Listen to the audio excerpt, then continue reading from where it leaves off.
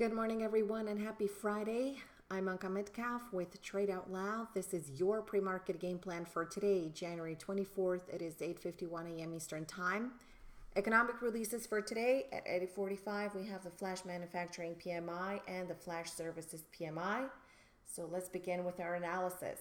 The Dow has started to push forward into the overnight trading session. We currently have support into the 29,135, and we also have support into the 29,100. I can see a break over the 29,237 with a continuation into the 29,300 and 29,336. We also can reach an extended target of 29,400, but this is for a little bit longer term, and 29,500 if you are going to be using a stop that is wider than 29,100. We do have lots of support into the 29,027. We have also support into the 29,937 and support into the 28,846. Notice how yesterday it broke below the range. We called it short, 90 points in the bag, rotated, price pushed higher. It is one of the weakest indices, so I wouldn't necessarily pick the Dow for let's say the most bullish trade for today. So I remain neutral on the E-mini Dow. The E-mini Dow has not made a new high in the trading session today. Notice that we have a new, the new all-time high was established about 5 days ago, 29,362. And positive, on the positive note is that we have triggered a daily rotation off a mile 20 SMA revisit, but we're still trading inside last week's range, so we don't have that initiation for higher. That initiation for higher is obviously over the 29,362 level, and this is going to be the major breakout level for the Dow, and this is when we become ultra bullish in this index. Let's continue with the E-mini S&P. E-mini S&P has a little bit more strength to it. You could see that it's really trying to hover and is really trying to make a new high. The prior all-time high is 3337.5. We have almost achieved that level. We almost came, so we came actually into the 37 area, just right on the dot, even number 3327, and we are clustering. Any break over this area, the 37, the 35, can promote higher price action into the 3340, 3344, 3348, and we even have a target into 3343.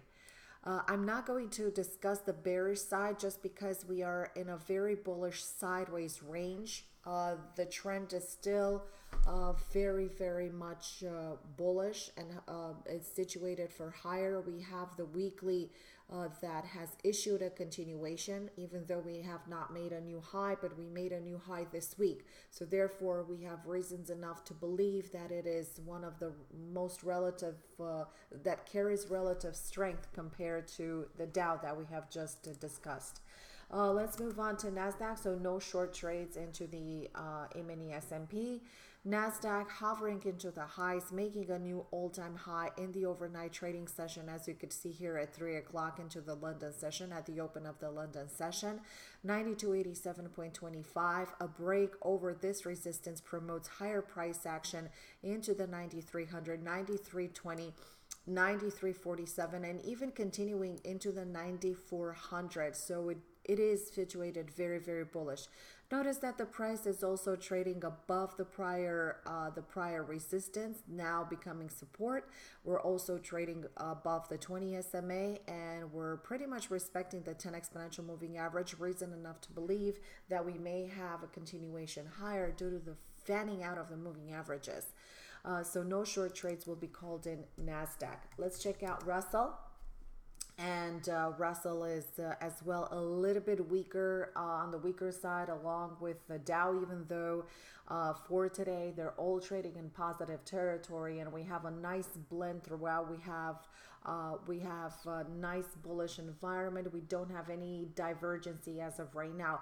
This week was a bit turbulent because of the divergency that we had, and we had a lot of divergency into yesterday's trading session. However, we managed to balance out into the latter half of the trading session, and now price is pretty much stabilized, and we have this impressive balance in today's price action. We're going to become bullish over this prior high of 1696.4, and we have room to progress higher into the following targets: 1703, 1706, 1711, and 1715. If we are going to shift the momentum to the bearish side, the one index that is a bit more bearish than the rest remains Russell. Now remember that Russell has not made a new all-time high since actually 2018. So throughout the 2019, it has been ranging, just massive range.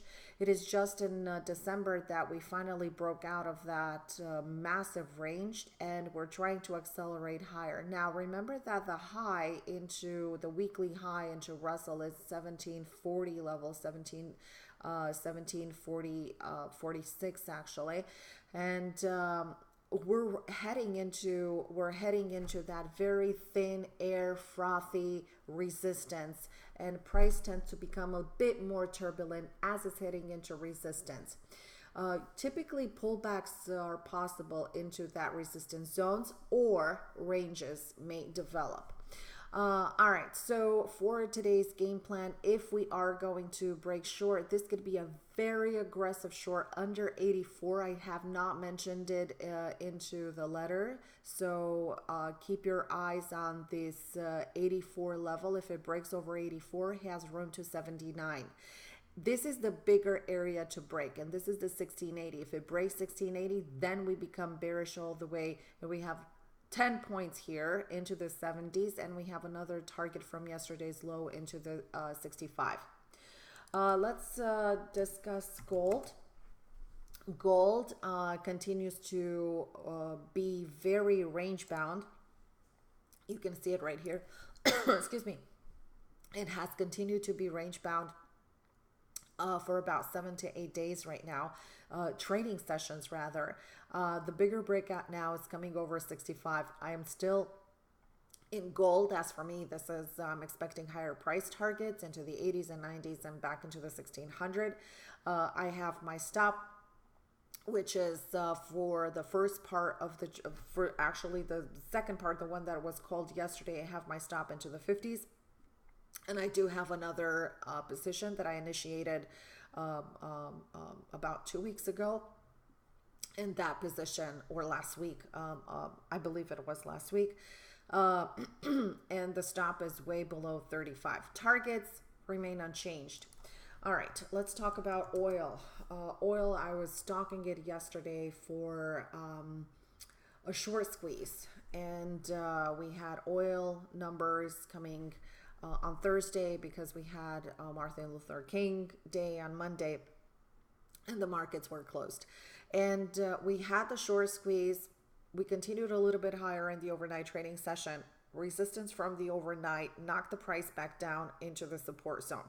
If we get a break over 56, this is going to become mildly bullish and ultra bullish for a much larger short squeeze over 56.37, which would represent the daily rotation at that point. And then we have room to transition higher to 57, 57.33, 57.70. This would be a massive take profit area. Don't forget to scale as you're going into targets. As a reminder, target 1 is the easiest target to achieve. If you have a smaller account size, you can even consider, if you're trading with only one contract, whether it's micro or whether it is full contract, remember that target 1 easiest to achieve, and therefore you could take the profit right there. For a bit larger accounts or medium accounts, or if you're trading micros with more size, with few contracts actually, you can scale out at targets. And the way I do it is I take half off target 1, take half off, take quarter off at target 2, and trail the rest. I also like to lift my stop to break even once I achieve target 1 to make sure that the price is not going to go against us. This is all for now. Thank you so much for tuning in. I hope you have a great profitable trading day. Let's hope we're going to get a repeat of yesterday. Keep in mind the prices have been ranging in this area in the futures indices since 3 o'clock in the morning. So no other price action than a range bound price market. Remember, Davos is all said and done, and we don't have a lot of releases. Remember the 945 release, and that can become a little bit more turbulent. But then today we can expect a digestion day, so I wouldn't be surprised if the price is going to remain where it is trading right now. Happy trading, everyone. Have a great weekend, and I'll see you back on Monday.